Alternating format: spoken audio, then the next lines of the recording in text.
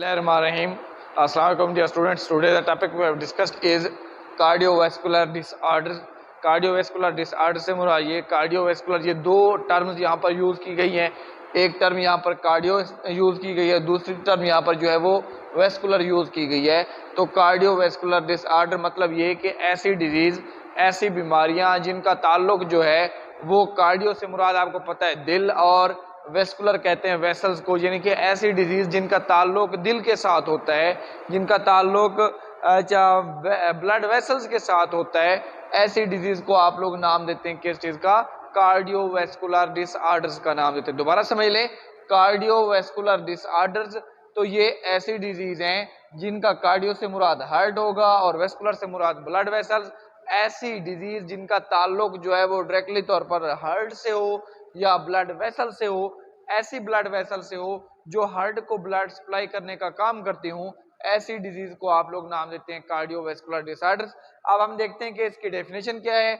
The disease के ऐसी बीमारियां डायरेक्टली इन्वॉल्व, जो डायरेक्टली इन्वॉल्व होती है विद हार्ट, दिल के साथ, एंड ब्लड वेसल्स या ब्लड वेसल्स के साथ, आर कार्ड कार्डियोवैस्कुलर डिसऑर्डर्स। तो उनको आप लोग कार्डियोवैस्कुलर डिसऑर्डर्स का नाम देते हैं। कार्डियोवैस्कुलर डिसऑर्डर्स की जो है वो वजूहात मुख्तलिफ हो सकती हैं। कोलेस्ट्रोल लेवल का बढ़ना जो है, ये लेवल का बढ़ना जो है, ये इसकी सबसे बड़ी वजह है। हाइपरटेंशन हो सकती है, या आपके पास जो ब्लड वेसल्स हैं उनकी कोई डिजीज भी हो सकती है, जिनकी वजह से क्या होता है, जिनकी वजह से होता ये है कि जो आपके पास ब्लड सप्लाई है वो हार्ट को रुक जाती है। तो जैसे ही हार्ट के टिश्यू को ब्लड सप्लाई रुकती है तो क्या होता है कि जो हार्ट के टिश्यूज हैं वो आहिस्ता आहिस्ता मरना शुरू हो जाते हैं। तो ऐसी सूरत हाल में जो हार्ट की मुख्तलिफ डिजीज हैं वो लगना शुरू हो जाती हैं, और उससे जो है हार्ट फेलियर भी हो सकता है। तो इसमें उसने क्या बताया कि हार्ट एंड ब्लड वेसल से डायरेक्टली तौर पर इनका ताल्लुक होता है, तो इस वजह से इनको आप लोग नाम देते हैं कार्डियोवैस्कुलर डिसऑर्डर। अब ये दो हैं, एक आर्थ्रोस्क्लेरोसिस है और दूसरी आर्टियोस्क्लेरोसिस है। तो पहले हम आर्थ्रोस्क्लेरोसिस को डिस्कस करते हैं कि ये क्या होती है। It lead to the heart disease, कि ये एक हार्ट डिजीज है, ठीक है। It is commonly called narrowing of arteries. तो इसे आप कॉमनली तौर पर किस चीज का नाम देते हैं? नैरोइंग ऑफ आर्टरीज, के जो आर्टरीज हैं वो नैरो हो जाती हैं।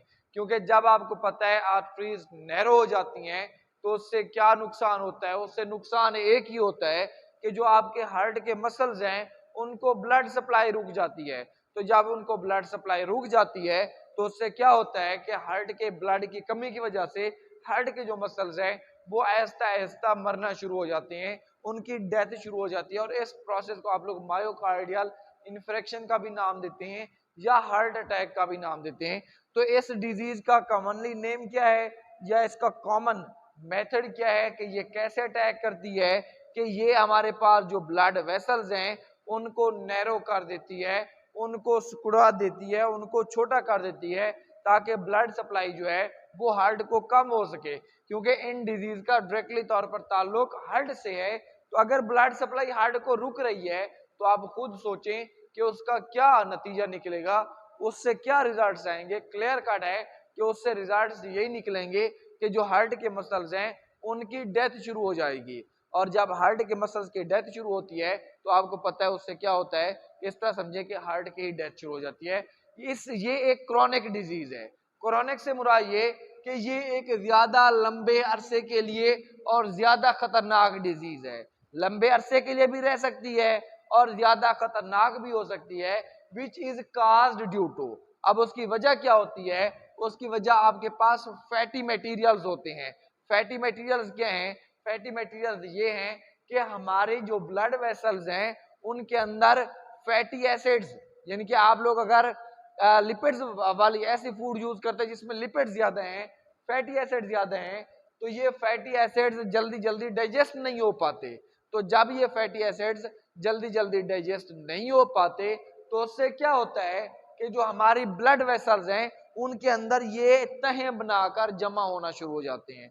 तो जब ये उनके अंदर तहें बनाकर जमा होना शुरू हो जाते हैं तो उससे क्या होता है? उससे ये होता है कि वो ब्लड वेसल्स नैरो हो जाती हैं। तो जैसे ही वो ब्लड वेसल्स नैरो होती हैं तो उसमें से जो गुजरने वाला ब्लड है उसकी सप्लाई कम हो जाती है। तो जब सप्लाई कम होगी तो क्लियर कट है कि उससे हार्ट जो है वो हमारा इफेक्ट होना शुरू हो जाएगा।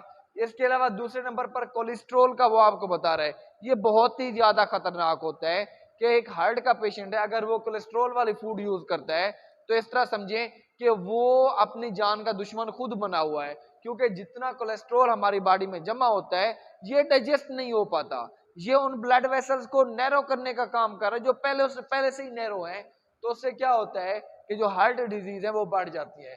उससे तीसरे नंबर पर आपके पास फेब्रिन आ जाती है। और इन सीवियर कंडीशन में क्या होता है कि ब्लड सप्लाई इज डिफिकल्ट, कि ब्लड सप्लाई जो है वो बहुत ज्यादा डिफिकल्ट हो जाती है, वो गुजर नहीं, ब्लड बिल्कुल गुजर भी नहीं सकता। तो ऐसे कंडीशन में क्या होता है कि जो हार्ट है वो हमारा इफेक्ट हो जाता है। उसके बाद नेक्स्ट उसने आपको बताया आर्ट्रियोसेक्लेरोसिस। इसमें जो आर्टरीज हैं उनमें लचक कम हो जाती है, एक तो उसमें नैरो हो जाती थी, इसमें लचक कम हो जाती है। इट्स मीन कि वो ब्लड प्रेशर को बियर नहीं कर पाती, यानी कि उसकी जो दीवारें हैं वो सख्त हो जाती हैं।